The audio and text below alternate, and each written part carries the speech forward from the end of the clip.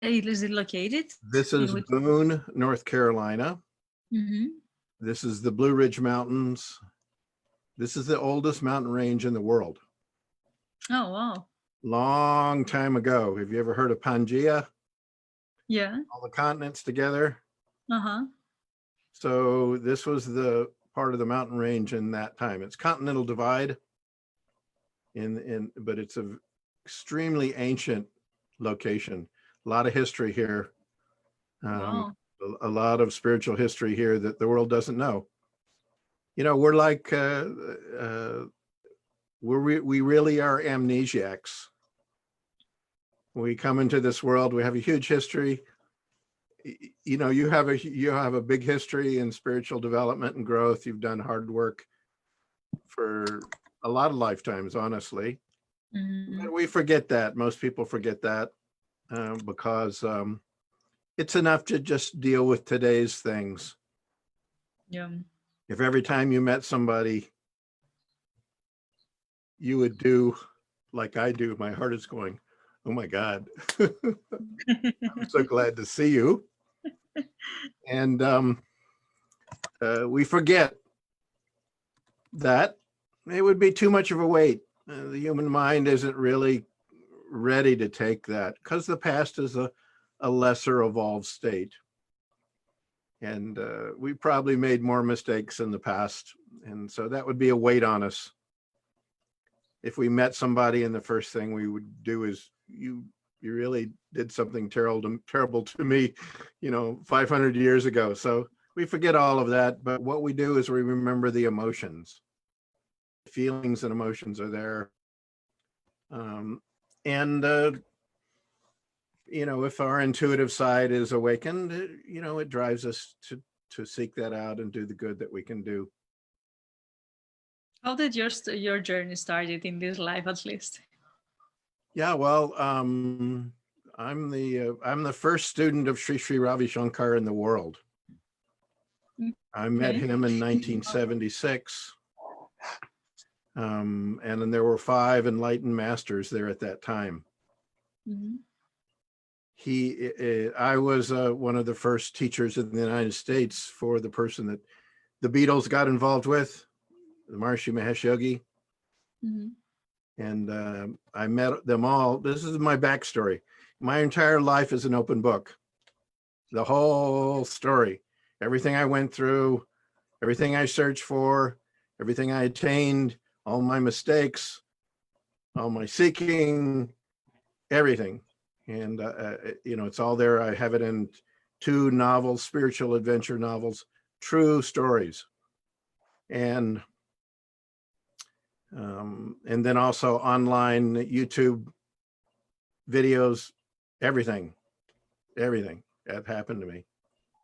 And but I was having, it's a long story, but basically I was having nightmares and terror dreams when I was 4 or 5 years old. I didn't know what it was, but I was in Tibet working with the Dalai Lama in northern India at the time that he was a child. When Chinese invaded, took over that country. So I had a community there and kept on going back. I shouldn't have gone back. I got captured and I died. I had nightmares, PTSD, PTSD, that word, post-traumatic stress disorder. I had it big time. I'd wake up in nightmares going, oh God, they're coming to get me. Oh, but so I had 2 things that was driving me. Those things that I couldn't explain, obviously, because everybody in my culture, they didn't understand what that was. My parents didn't. I didn't either. And then my father was a founder in the space industry. Mm-hmm. So my father, before NASA was formed. Mm-hmm. So missiles taking off out of my backyard and having flashbacks, experiences, spiritual experiences, intuitive experiences, sometimes seeing things before they would happen, imagining in my mind, I didn't know what was not possible. Children don't know.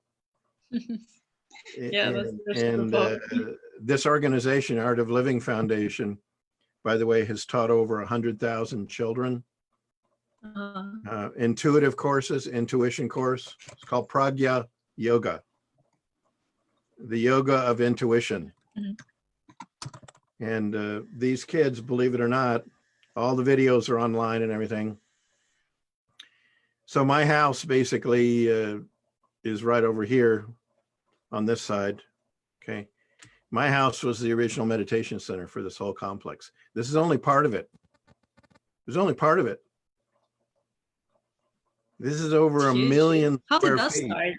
Million square feet of buildings.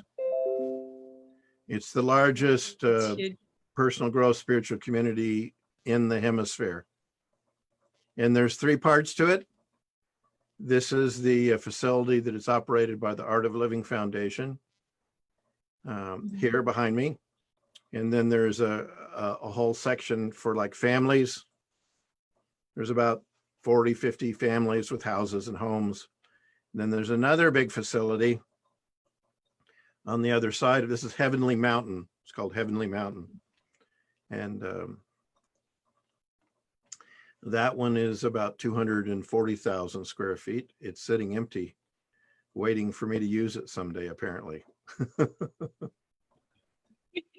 And it's all about the Devi energy. It's all about Devi energy. Yes, It's all about you. Yeah, I know. I get it.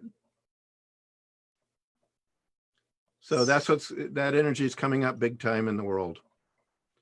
So it's a long story, but when did you start the community?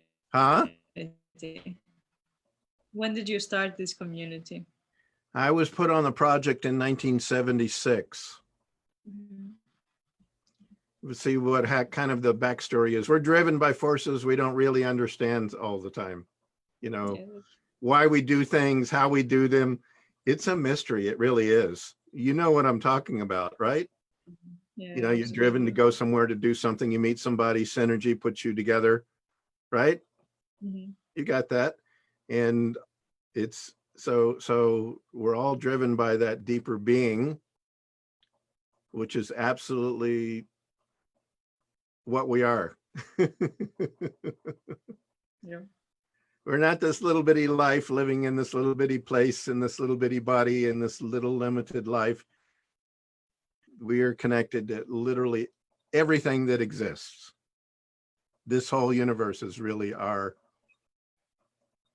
existence. It really is.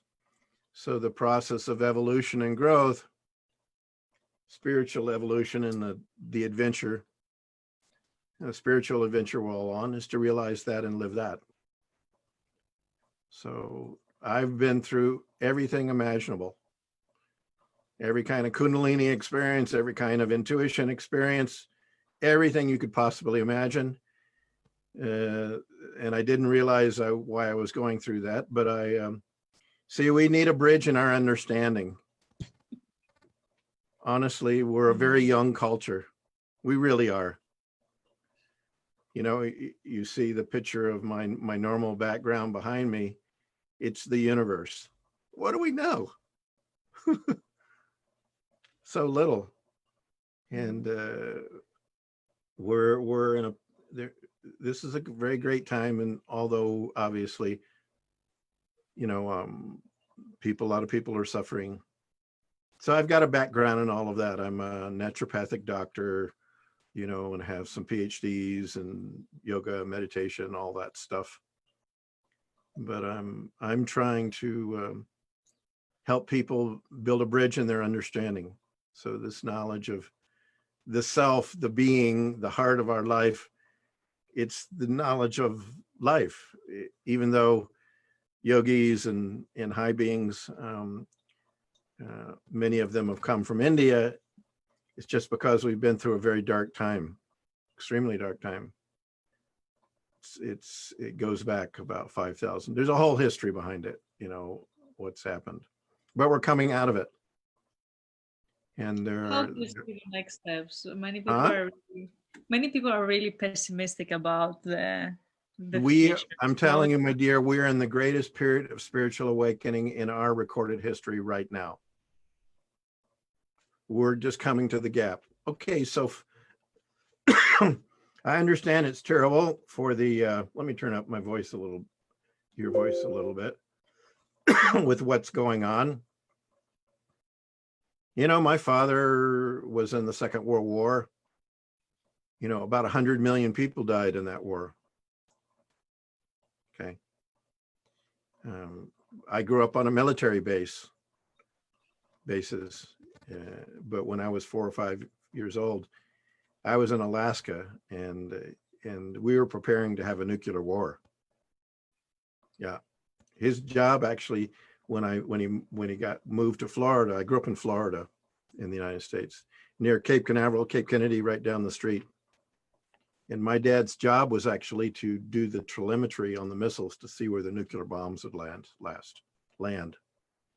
Yeah. How to blow up the world. I mean, blow up Russia and USSR and all of that. So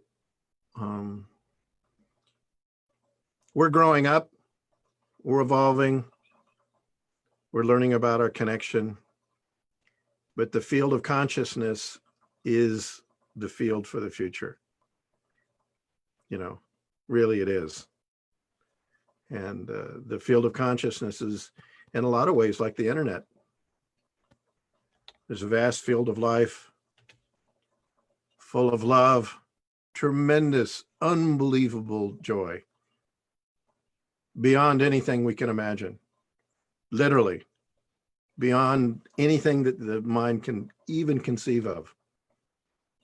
And we're learning how to connect to that. This is the spiritual, and to live those and download those qualities. So there's a technology for that. There really is. And there are stages and steps of this advancing, evolving consciousness. There really are specific stages and steps. just yesterday, actually, In a sense, I'm a spiritual scientist, and my life has been my platform for experiments. My life has been a platform of that. Of course, how else? So, To tell you the truth, just yesterday I got in touch. I have been realizing that there are different stages of spirituality, let's say. I don't know how to call it, but just yesterday I heard about like the 4 stages, and I don't know if that's the one that you're talking about, but it was extremely interesting for me. you know, so my spiritual teacher is actually, I was with the Maharishi Mahesh Yogi that taught, you know, the whole peace movement. You didn't grow up in that, but I did. And then I was with another spiritual teacher at the same. All these teachers were there in Switzerland in '76, and I was given an experience of the highest plane of life. But he sent me on to another teacher, and then that teacher said, "We're done." And then I was with a very nice lady who's a spiritual teacher in the West, in another lineage. They kind of passed me off one to the other. Her name is Guru Mai Chitvalasananda. She was a wonderful lady here in the United States. I met her when she was in her early 20s. They all were in Switzerland. There was a Really? Wow. confluence of everything that happened. And then she said, "Okay, your final teacher." Sri Sri at that time was only 21, but he was already a fully realized being. But he was in the background, you know. I never wanted to be in the foreground. I always wanted to be in the background too. But you know, he probably has a third to half of all the people in India involved with him, one way or another. It's giant. It is huge. And right now, people don't even know there's a couple of billion people that are doing various practices in the world. Wow. This is not a small thing, but quietly, kind of behind the scenes. And obviously you're doing that as well. And so, by the way, I have a tendency to just kind of lay it all out. That's how I am. Sri doesn't talk about a lot of this stuff. He does, but he doesn't want people to go, okay, you're having this experience, I'm having this experience. We're all human beings. So basically we're really pretty much on the same plane. Yeah. I mean, comparatively, but my journey has really been to pass through all of that and document it. Okay. So people can know what can happen on the way. So is it other books? Because that's very interesting. And I feel I've got one of the novels is called Living the Enlightened Life. Mm-hmm. The other one is called, this is kind of the first one. Oops, can you see that? Okay. Let me get a different background here. Yeah, the background confuses. Well, this is a computer background. I don't need it. Virtual background, none. There we go.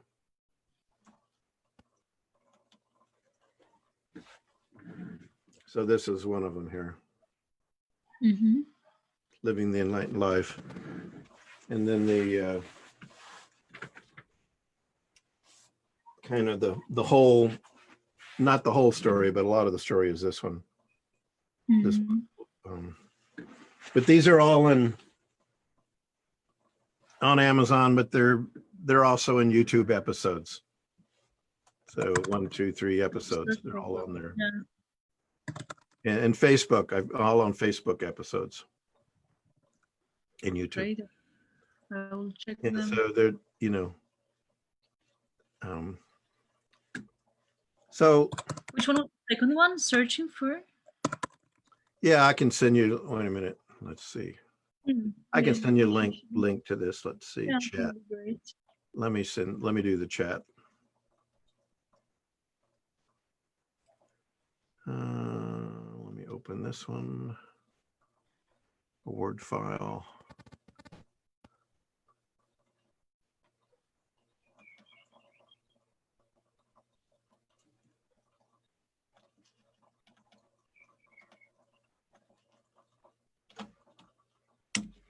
This is some of it here. Thank you. I'll check it out. This is just the episode that I'm doing today. Oh no, I did this one yesterday. This is the story. This is where you do the whole book in episodes, or how does it work? The whole book is in episodes, video episodes. But right now, really, what I'm doing is I'm doing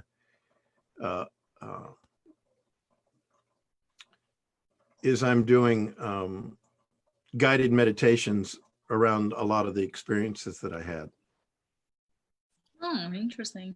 So do you feel that you can guide the people back to the experience that you had? Absolutely. Yeah. Yeah. Sri did privately. Nobody really knows. He made me a Sadguru. I'm the real McCoy. No, and it's very rare. And the thing is that honestly, it's been very difficult, if not impossible, to achieve that highest state. Mm-hmm. It has to do with the society and the culture. In the ancient times in that part of the world, about 5,000 years, the world went into a dark time. It would be kind of like turning off the internet and the electricity all at one time. Okay. Mm-hmm. And it was very, very difficult to get into those advanced states. And a lot of those high teachers over the centuries, they actually ended up in the Himalayas, northern India, and the mountains. And so that capability for the rest of the world. See, we're part of our society. Mm. Yeah, group consciousness is a very real thing. Your society and your culture is part of you. And when the society is dull and the consciousness of the society is low, it makes it very difficult, from my point of view, basically impossible to attain that. Doesn't mean that you can't live that, but what we're talking about is the full connectedness of you feel everywhere, the true unity. So what I have seen a lot is that you step into a level of more connectedness, and then many times you just fall back, and then you step again, and then you fall back. Right. All this level all the time. So we're essentially bubbles of infinity. The name Buddha means bubble. We're bubbles of infinity, literally bubbles of infinity. And there are different planes and all of that. And I talk about all of that stuff. We're a bubble of infinity surrounded by a fine element called the air element. There's an air element. And that's the ego, the shell. It's like the shell. But essentially that you crack through that, and then there's no inside and outside. There's a point at which you can't get back in here. There's no turning back. Okay, you can't. You don't live there. And even though I'm sitting here somewhere and you're sitting there somewhere, I need to tell you, my dear, on the level of the heart, I am exactly where you are. I am totally, totally in your heart, my dear. This is the truth. In that space, there is no distance. You could be on the other side of the universe, honestly, and in that same place. So anyway, so we're in a period of growth and evolution, and nature has really put us all kind of in a meditative state right now. Right? Yes, or at least we should have. Yeah. I mean, obviously, this is a lot better than having a nuclear war, right? Of course. This is a lot better than having the world flip like Edgar Cayce. You know this guy, Edgar Cayce? You ever heard of him? Okay. So Edgar Cayce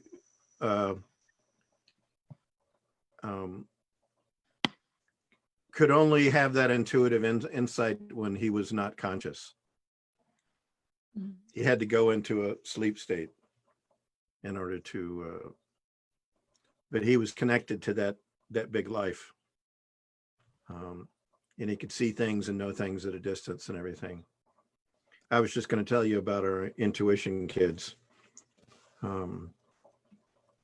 We've taught that this, or not me. So I'm just kind of a participant. I didn't do all of this. It's just kind of a momentum that has grown in the world. But we've taught over 100,000 kids a program, and these kids can do amazing things. Then some of them stay at my house here. You can roll a dice, turn it upside down. He knows the numbers before you take it off. Time after time after time. He can see that. This is true. On one side of the room, the child is there totally blindfolded. Okay. And someone says on the other side of the room, anybody have a book? They bring a book up. They open the book.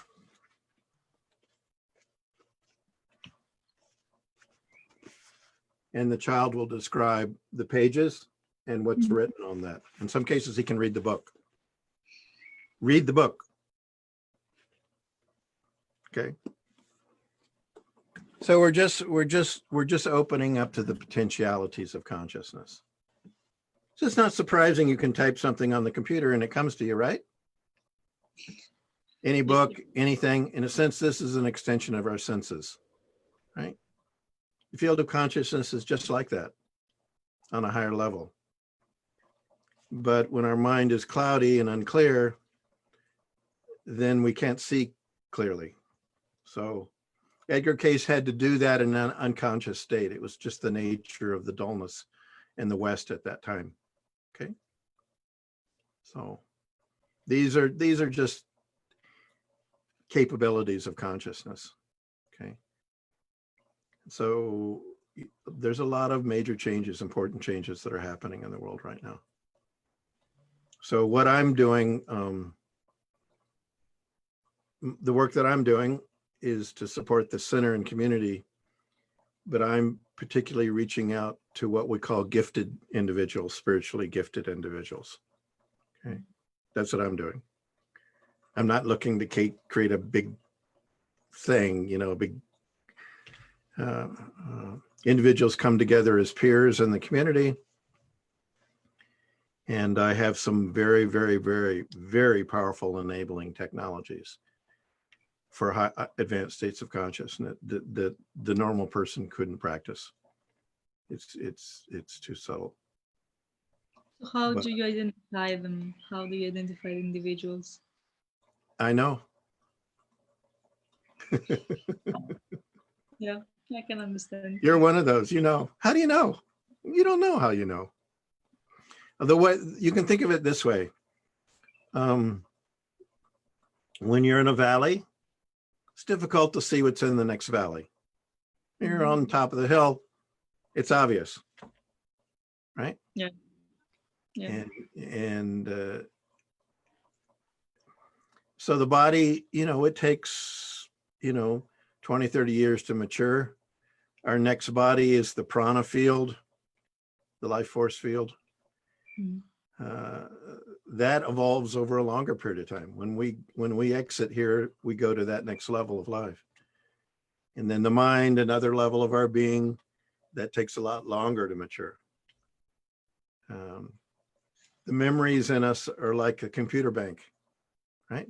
They say, what'd you have for dinner 3 days ago? What do? You go, oh yeah.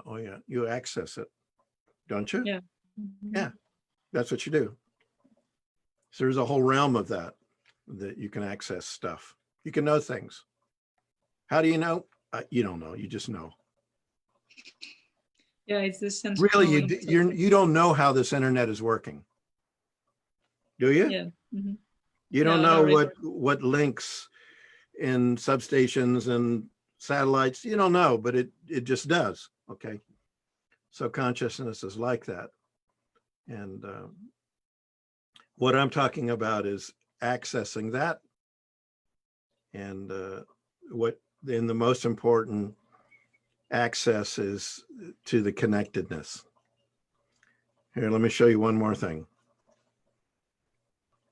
By the way, I'm ready to stop talking at any time, my dear. This is how it's super interesting. I want you to understand that this is how I am. I'm so inspired. I could start on this and I could be here at midnight, honestly. Because this mind it's a vehicle. We think that we're thinking these thoughts. We're not. It's happening. Absolutely. I was just realizing today that there was. You're not. This is the illusion. We think that we're the body. We think that we're the energy. We think we're the mind. We think they're the memory. We think they're the intellect. So something inside of you is going, yeah, this sounds pretty cool. This guy may be authentic, maybe not, right? Can you see that part inside of you that's going, yes, no, yes, no, yes, no? That's the doorway. If I say something that insults you, you'll go and go, not this guy, forget it. Let me get out of here. Right? Right? Yeah. Right. That's the intellect. Above that is the ego, which is kind of the, I am this, I am that, I'm female, I am, you know, I teach these classes and I'm doing these things and I'm meeting with people and I'm inspiring people and I enjoy it and I'm excited about life. So that's the ego, that's the shell. And we got to have it. If we didn't have it, there would just be the vast existence, right? There'd just be I am. There would be no cognitive point. But what actually happens, So the first thing that happens in advancing consciousness, and I suspect you already have this, I bet you're, my dear, I would probably suspect that you're probably there, not in the fullness yet, but going there. So one of the first states of advanced consciousness, you do meditation, right? And you do some practices, right? You've learned some things, okay? So when you go to sleep, do you find yourself still kind of there? You go to sleep at night. The mind slows down, but somebody might walk through the room, but you're there. Yeah. Mm-hmm. Okay. Okay. So there's a level of existence that's always awake. Mm-hmm. Always. For a lot of people, when they go to sleep, it's like turning out the lights. You know, they shut off the plugs and everything that they are goes back into this space, and they have a few blips of dreams, and then in the morning, it all comes back out again, right? Mm-hmm. There's a huge mystery in sleep. We return to the infinity every day in deep sleep, unconscious sleep. And every part of the universe does, even the fine particles do. Quantum mechanic, they split the particles. They're here, they disappear, they reappear. Yeah, in some of the studies. So that first stage, it's not a completed state of enlightenment. It's called cosmic consciousness. Always there. And it can be very subtle. Unless someone like me were to point it out, it may not be obvious. Okay. So awareness is there 24 hours a day, 7 days a week. It's always there. When I go to sleep at night, amongst other things, I become other people. I really do. How do you realize? I become some child that's having a difficulty, sitting in poverty somewhere. You know, a couple nights ago, I was some guy that was working on an Amazon, assembly line. This is not imagination. What actually happens is a lot of times when people do dreaming, it's getting rid of the stress of the day, and maybe you ate something and somebody was angry, and it kind of is all coming out. But this has been going on for a bunch of years for me, just that aspect. I become allow. Somebody doesn't want me to open up that one. Okay, this is my software protecting me. So there's a state of cosmic consciousness. My first book is all about that. I wrote it. I didn't even know what I was writing it about. That happens all the time to me. Yeah, I was so amazed by everything. I just needed to get it out. Mm-hmm. I just needed to I was so dumbfounded by what I passed through. I just needed to free myself from it in a certain sense. The first book, actually, the first title was Secret Journey to the Enlightened Mind. Because we're on a secret journey, whether we know it or not. But it became so big that I had to break it up in 2 books. This is a 2-book version, both of those, and this is not all of it. There's another 200 or 300 pages. But anyway, so that state of cosmic consciousness is, many people are coming into that state. Many, many, many, many people, huge numbers of people. The world is waking up. Yeah. And the world will not wake. I'm talking about, here's a way to think about it. Your body has trillions of cells. Millions are dying, millions are being born. Each one of them has their job to do. but a few of them are awakened and they're having this conversation with me, right? You think, okay, let me raise my hand. It's a reflex. You're not really doing it. It's a happening. It just, hand jumps up. Okay, the intent makes it happen. Okay. So in a sense, you're a divine being for all these lives in your body, aren't you? Aren't you? You have total control over them. Not total, but you care for them. Somebody steps on your toe, you take care of the toe, right? So that's how we are in this universe. We're part of this huge life. We don't even know that we're part of this huge life. That's what we're waking up to that state. So the whole body is coordinated, right? It's organized. It does, the liver does what it needs to do. The kidneys does what the back, the fingers, the hands, you know, it does what it needs to do. It's connected. The world is like that. We're on this tiny speck of dust in space, really. Aren't we? Yeah. Yeah.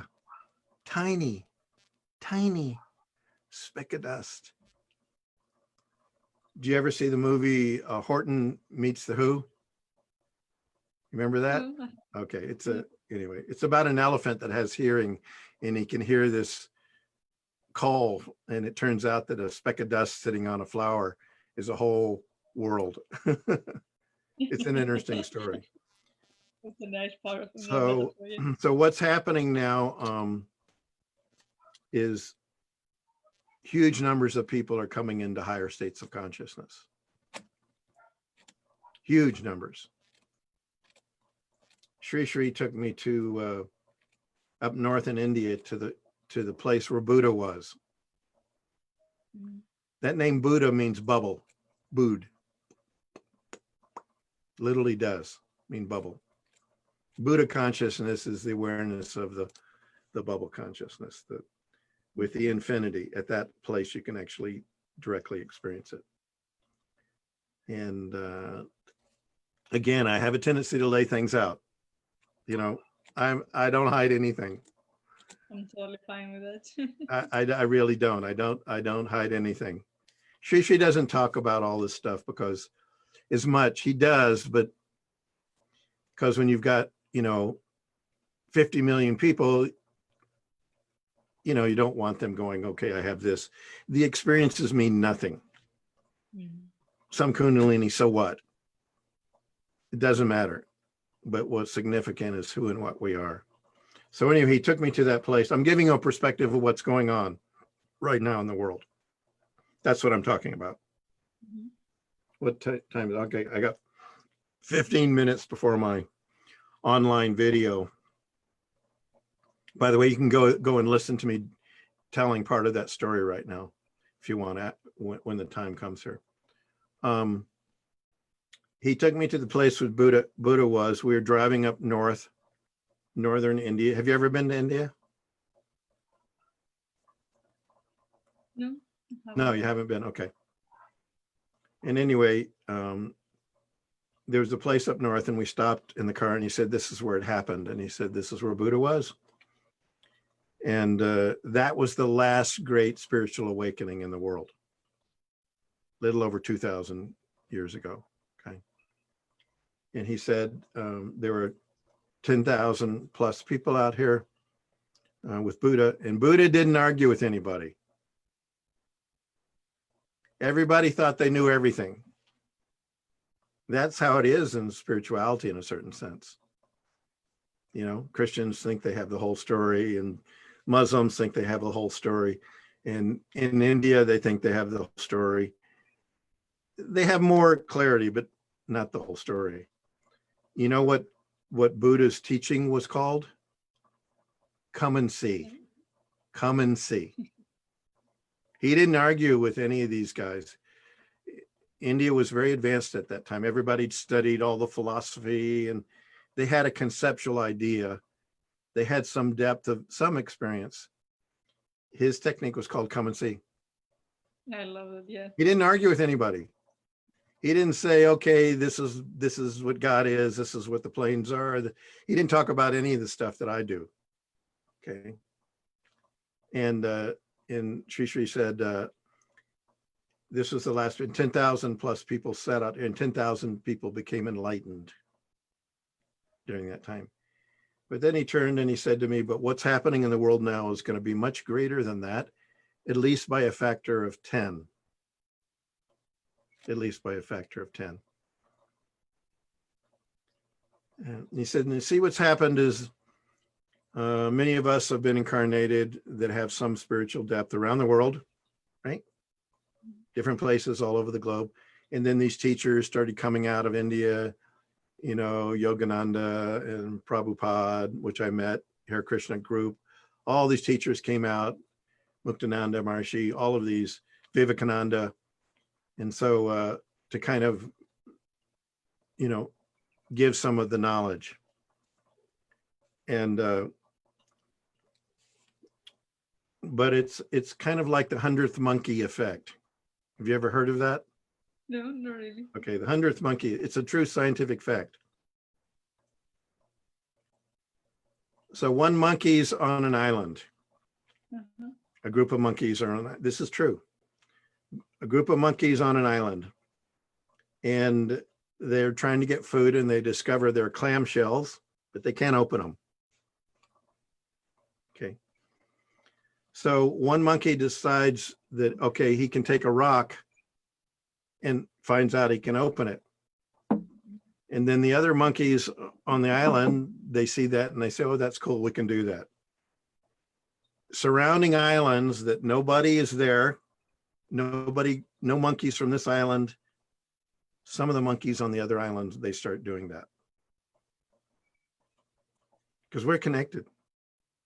Yeah, I mean, that's how consciousness. We are so connected. We are connected closer than your very breath. Really, my dear. Yeah. So that's one of the reasons I can feel absolutely intimate and close to you. And we've never talked before. And for me, it's like, oh, let me give you a hug. You know, oh, goodness, there she is. I look at you and I go, oh, yes, I know this. I'm sorry. That's just how I am.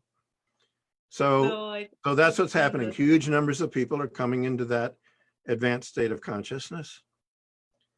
My job is not with large numbers of people. I'm working with gifted individuals that can take some of this very, very sophisticated technology. I teach something called Santosha. What is it? Santosha. Takes a little while to understand it.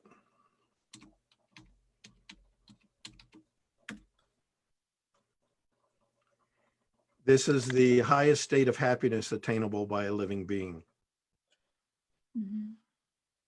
Yeah, this is the ultimate, and it's according to my teacher, attainment. Okay, it is unimaginable joy and fulfillment. How can it be taught? I initiate you. I start giving you the knowledge. Mm-hmm. You can take it and practice it. And doesn't make any difference, belief, not belief. Prove it to yourself. And let me do another one here. Let me open another one. Document 1, scientific formula. Okay.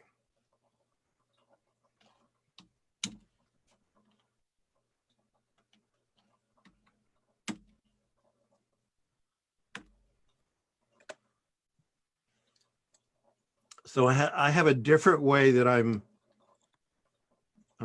this is an insight. It's actually called a Vedic cognition.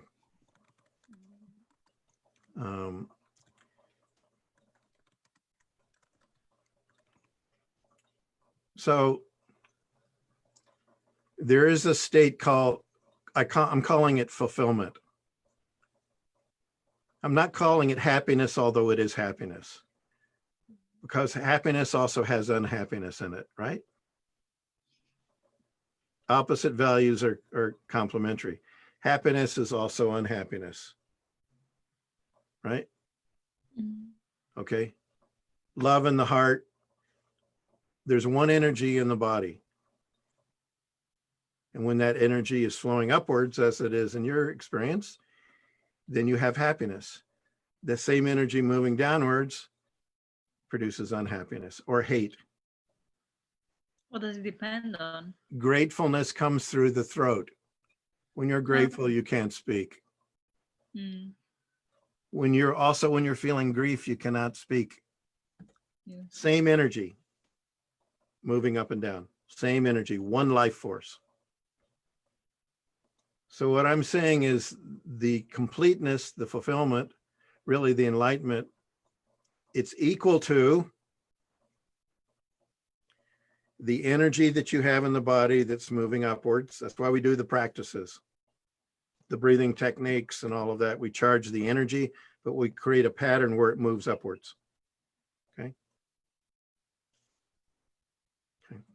The energy that moves upwards is multiplied by how much you're here. Are you really here? Is your mind 10% thinking about, oh, I need to get off to talk to this person or whatever, right? Is it doing that? You know, I need to eat lunch, and so what? You know, who's this guy? I never met him before. He seems to be a little bit overbearing, whatever. Okay. So how much are you really here? How much energy you have, and how much you are connected to the present moment. Now is the now in all the universe. There's only one thing that's the same. By a black hole where 1,000 years go by in 10 minutes, right? Time is not the same, but the now is the same. That's the connectedness. That's the consciousness. So if your energy is moving upwards, and we teach you how to do all of that, and a lot of the background computer programs are clarified, you're in the present moment, and then you connect to the present moment of consciousness. That present moment squares the power of everything else, explodes the fulfillment. And on the other side of the formula, this is just my mathematics of looking at this, then the quality of your joy is incredible, just totally incredible. So there's part of the story of what I'm doing. The question that has been arised, like in my awareness lately, is how to move out of this pattern of planning and just every single moment being creating the plan without you having to plan the future. You think you're in control, you're not in control. No. Ultimately, it's a happening. Mm-hmm. How do the hands do what they do here? Okay. You don't know, they just do it. Mm-hmm. So the field of consciousness is kind of like the internet. You have to link to that. But you know how it works? There's a SIM card. Without that SIM card, this is a piece of garbage. What is a SIM card? It's a resonant frequency that allows you to link with a tower. The meditation that I teach people, I give a specific vibrational sound quality. They call them mantras, but really what they are is a very, very, very concentrated form of life energy that allows you to link. And when you link, then you can get connected to that. And I'm telling you, literally can download anything you want. Fulfillment, happiness, energy, and knowledge. You really can. It's a completely new understanding of the potentiality. So that's what I teach people. But unless the person has an advanced enough consciousness to just be able to connect, Yeah. It doesn't work. I can imagine, yeah. It doesn't work. So Sri has told me that there's these huge numbers of people that are coming in to higher states of consciousness. I've been given, I can have about 30 people stay at my house. I've got a whole center. We've got a dome. We've got meeting hall just in my place. And I'm trying to tell the story and provide a understanding so people can bridge in their understanding. And then specifically, I'm working with special individuals. Okay. I would love to see your method. Yeah, we can talk about that. We can talk about that. Yeah. But you knew Rehan. We connected through Rehan, right? Yeah. Mm-hmm. So he came and stayed with me. Oh, really? House. Yeah. He came and stayed with me because somebody met him and he told him about me. He came and visited me, and then Sri was here and he met him and he went back to Pakistan and all of that. So I've stayed at his house. He has a house up in Pensacola. Mm-hmm. He's not here very often because it's difficult to get in the United States right now, unfortunately. But everything I'm doing and sharing can be taught over the internet. Yeah. Mm. Even though we're going to do retreats, we're going to have a community here. People can live here. This facility I talk about, just the one that I'm going to acquire, has 108 1 to 3 bedroom suites. Mm-hmm. It has a 98 room hotel. It has 3,000 or 4,000 square foot meeting halls. It has all kinds of stuff. A whole treatment facility for treating individuals, Ayurvedic medicine. Okay, so I'm supposed to start my online thing in about 5 minutes. That's at my my page under this top link, Facebook Yogadhi Weldon live. You see that one, the top one? So that you have all the lives, right? So I can watch. Yeah, all my videos are there. You can link to all of those. Mm-hmm. The bottom one is the book site. The second one up is the episode from that time in my life. What I'm doing is I'm doing guided meditations around that. At this point in my life, he sent me to northern India in a terrorist region. Sends me to a war region, so forth. Let me get a drink of water. Sure.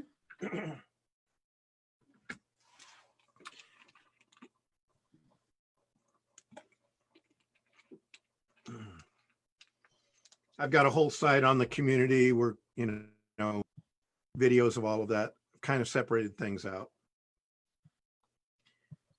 But yeah, I'm going to start that. I've done about 25 of these or 30 of these, and they're basically guided meditations. He's doing live events with, 1.5 to 2 million people a day. I'm doing a little smaller. I have a few thousand people because, but I'm doing what I can. And so I need to hang up now. Mm-hmm. If you want to talk again, it'll take about 40 minutes and so forth. I'm not sure exactly what I'm going to do each day, but take your time for that, and let's it just flows out and we can talk again more. Okay. Thank you so much. Okay. Bye-bye. Bye.